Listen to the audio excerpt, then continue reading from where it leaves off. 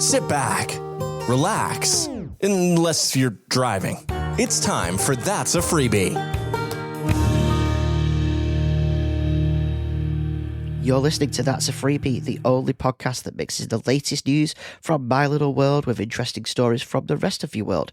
I'm your host, Diggy. This is episode number 69, titled Blackout. And as usual, I am going to open up with an Ask a Freebie question. That's the part of the show where I answer questions from all of you. This week's question is from listener Mark. Mark says, where is your favourite place to eat out? I don't know if I have a favourite place, actually. Funnily enough, Mark, I usually, if we're going to eat out, we would probably order in, to be truthful, because it's often easier. Although, the prices for delivery these days are just astronomical. So, yeah, we have been eating out a bit more often because, weirdly, it saves money. Yeah, that's crazy, right? It shouldn't be the case, should it? I think if I was to ever, if someone was to say to me, where do you want to go to eat? I probably would always pick some sort of pub place. I do essentially going and having a meal in a pub rather than places like Nando's and stuff like that. Don't get me wrong, love Nando's. Absolutely think it's great. However, I just find there's more choice in places with a pub, especially if there's a carvery there as well. I realise carvery isn't a lot of choice, but it's an additional choice, especially if you want to be quick. Sometimes the whole point is you just want to get in, eat, and get out. So yeah, I think if I was to choose, I'd probably say a pub is the place I would like to go and eat out. If you want to ask your own question, like Mark did, all you need to do is go to that'safreebie.com. And there, you'll be able to fill out the multi-purpose feedback form that allows you to answer, lets you answer any questions. Maybe one day, who knows? It lets you ask a question, it lets you submit topics for podtails, and you can give general feedback as well. And I do think I might have discovered the problem with the feedback form. Long story short, just make sure you only go to that'safreebie.com and you don't actually type in the HTTP bit. I'm using a redirect, and apparently my host doesn't like redirects. I'm working on it with them. They're trying to work out a solution for me. I guess time will tell on that one. But yeah, if you ever have any trouble loading that page, just delete the HTTP bit in your web browser and it should work. Quite a few things happened this week. The thing that I wanted to bring up first is Toby, the boy, he started this really annoying habit, and I'd love any advice that any of you have. Before he says anything, he will say, "Can I just say?" Or he'll say, "Just to say." So we could be in a silent room, nobody's talking, he's not interrupting anybody, and he'll go, "Can I just say something?" And we'll go, "Yes, you can say something." And he'll say, "Can I get a drink?" You're like, why did you not? Well, first of all, just go and get a drink. You don't have to ask to go and get a drink. But why did you ask if you could say it? If you're worried about interrupting, you've already done it anyway. Doesn't really matter. It's fine. But yeah, it's a weird habit that we are trying to work on. But yeah, if any of you have come across this strange little problem, feel free to give me a holler and let me know what you've done to solve it. Because, yeah, it's turning into a valley girl. I have noticed, actually, that this section of the podcast is actually just turning into a things I saw this week section. And something I saw this week was a parent completely forget that a child was with her at school. It was easily done. This isn't a knock on the parents. I just thought it was funny. It's the kind of thing I've done. We're stood waiting to go into school in the morning. We were actually going into the breakfast club, so we were there early. Oh, actually, no, that's not true at all. I was collecting them. They weren't going in. I was collecting them from after school club, and we're stood waiting. Well, I'm stood waiting for them to come out. This lady comes out with a child. They're walking away. She starts talking to one of the other parents, and then the other child got completely distracted by a puddle and just stood there jumping up and down in the puddle. And the reason I noticed is they weren't wearing puddle attire, so I was like, "Oh no, they're getting soaked." The shoes were soaked, the socks were soaked, all up the legs. They're just really going for it in this puddle. This kid was like reception age, really, really, really young.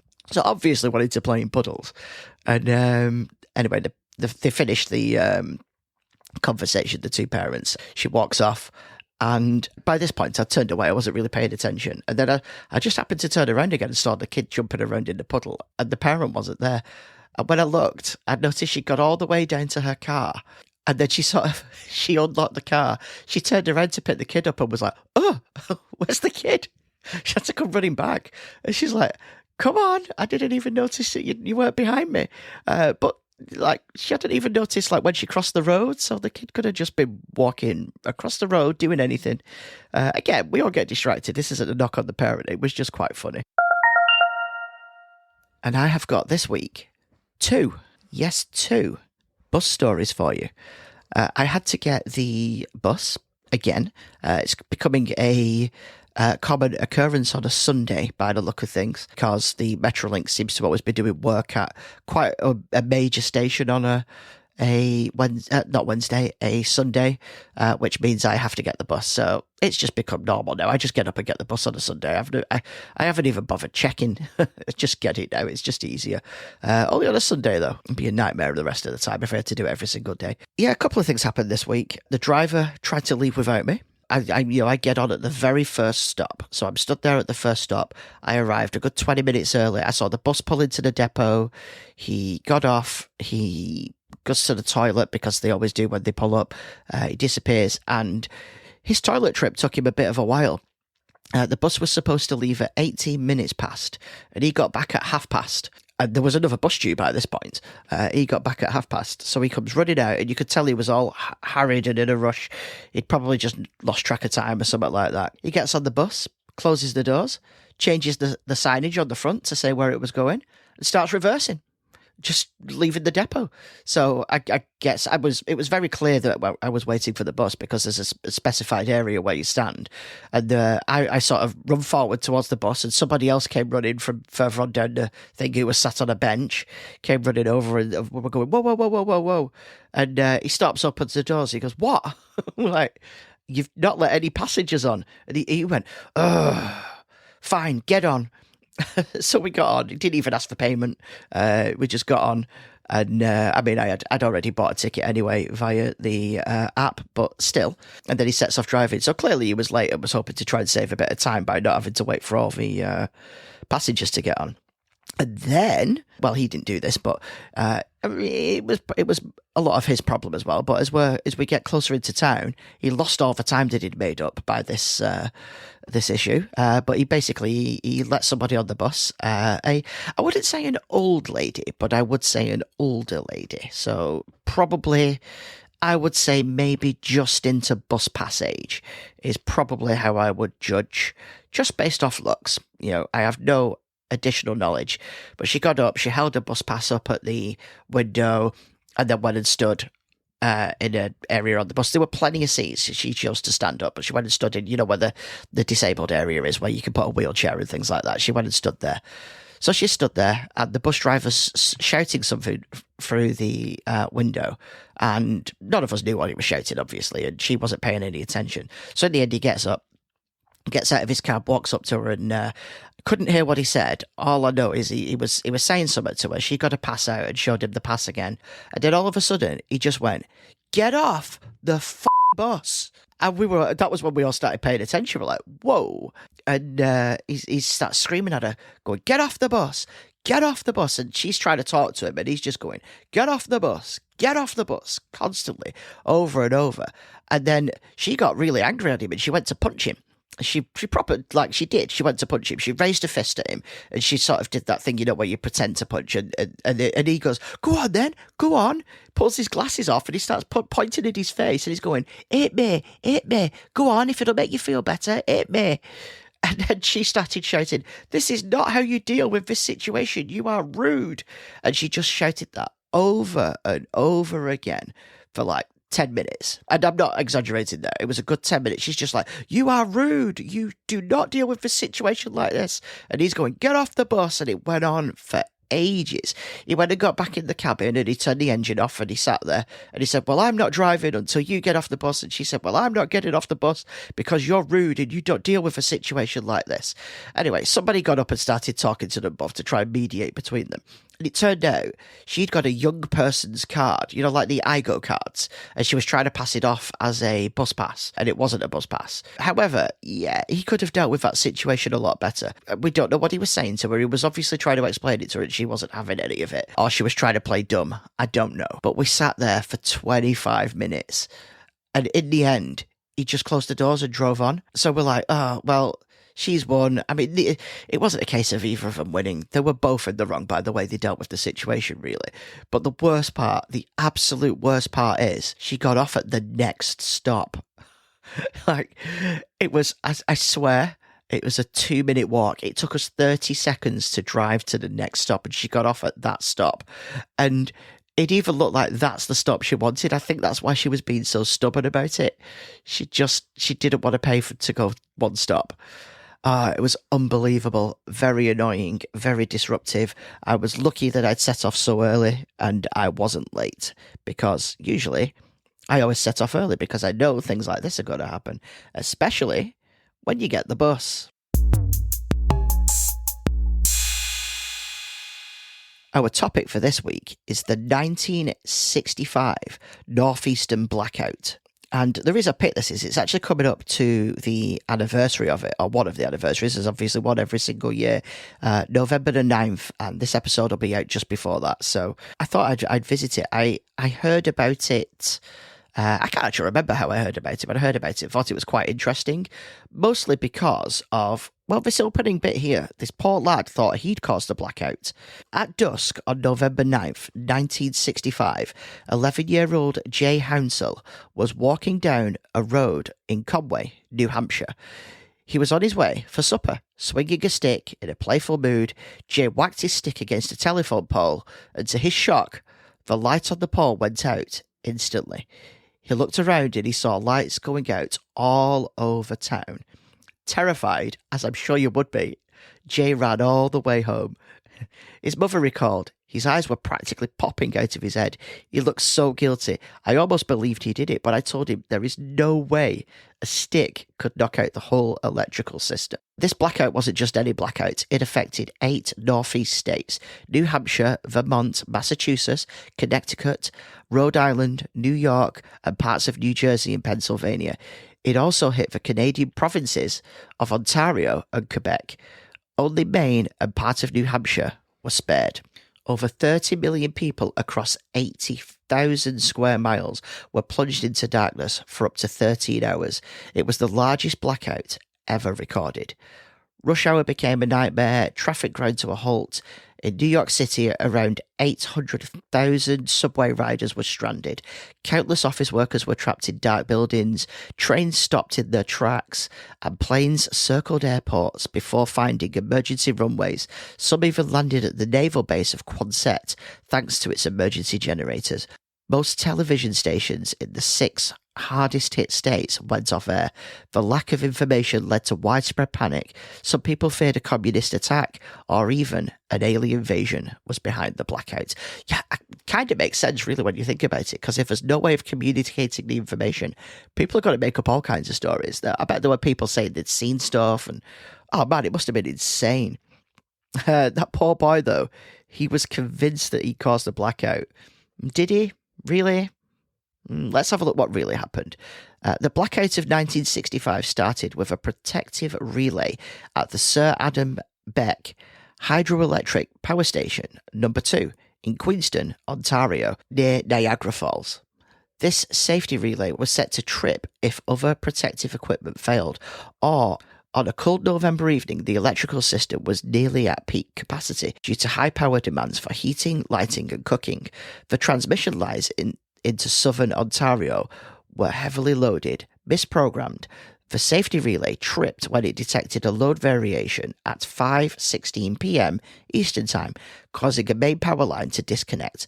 This overload spread to other lines, which also tripped, isolating Beck Station in southern Ontario. With nowhere else to go, the excess load moved into New York, overlapping their lines and isolating the Niagara region from the grid. The Beck generators shut down automatically to prevent damage, while the Robert Moses Niagara Power Plant continued to supply power to Buffalo and Niagara Falls. Other nearby power plants were knocked offline. Within 5 minutes, the Northeast power distribution system was in chaos, breaking the grid into islands. Stations shut down due to load imbalances.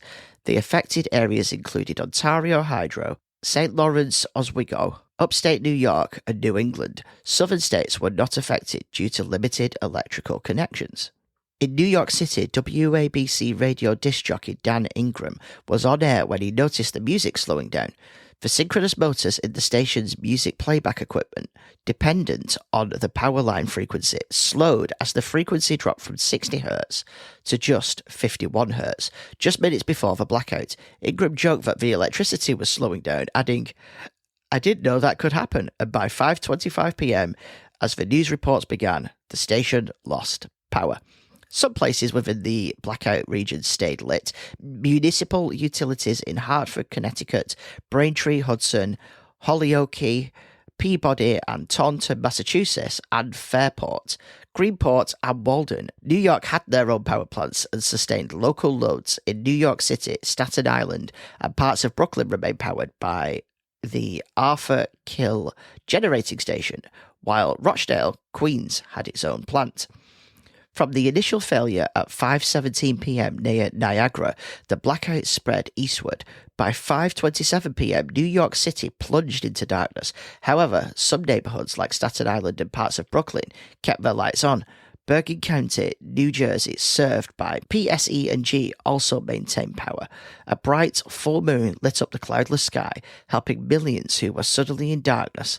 Most telephones worked due to emergency generators, though some failed, like at Upstate Medical Center in Syracuse, forcing surgeons to work by flashlight.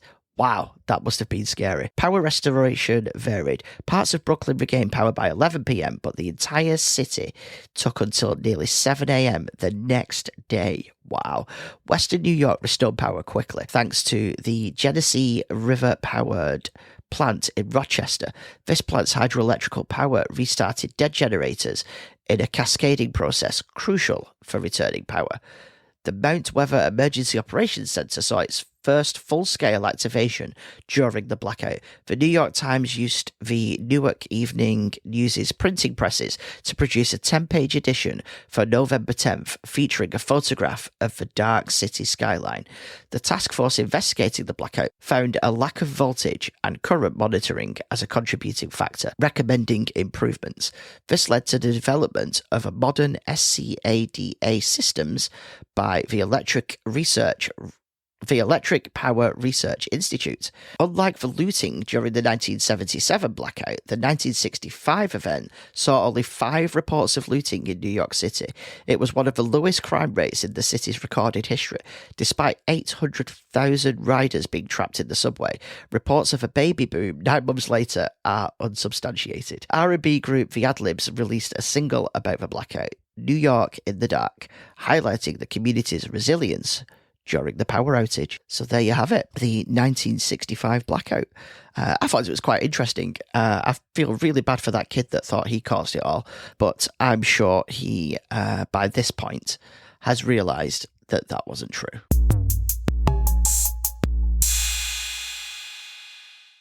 For the pick of the week this week, I have another podcast from the Twit network. And this is the one that started it all. This is the podcast This Week in Tech, which is what Twit stands for on the network.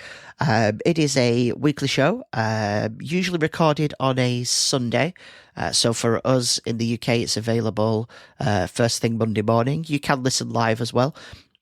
It's a decent show. It is one of the ones where if I've got a heavy week, because some of the podcasts I listen to are only produced every couple of weeks or every 3 or 4 weeks.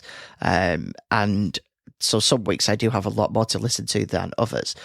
It is one of the ones that I will drop if necessary, because all of the information in it generally I will get from other podcasts throughout the week. But it is a good listen. It's good for if you just want a general overview of everything that's happening in the tech world, not specific companies, I suppose. It's worth having a listen to. It is, unfortunately, though, as with a lot of the podcasts, very long, and that's fine. That's the whole idea of the network. It's long form shows where they have deep discussions about things. So there's no issue with that. It just takes up a lot of your time if you haven't got a lot of time, really. Like it takes a few commutes for me to listen to the whole thing. Although I do tend to be always listening to something, so not really a big issue for me. And I thought I'd end with just a quick story from something that happened a couple of years ago now. Me and my wife were on a road trip, quite a big road trip. We went to see some family. When we got there, my uncle asked if we took turns, driving on the way up. And I said, well, yeah, obviously we did. It'd be really hard to get here if we drove in a straight line.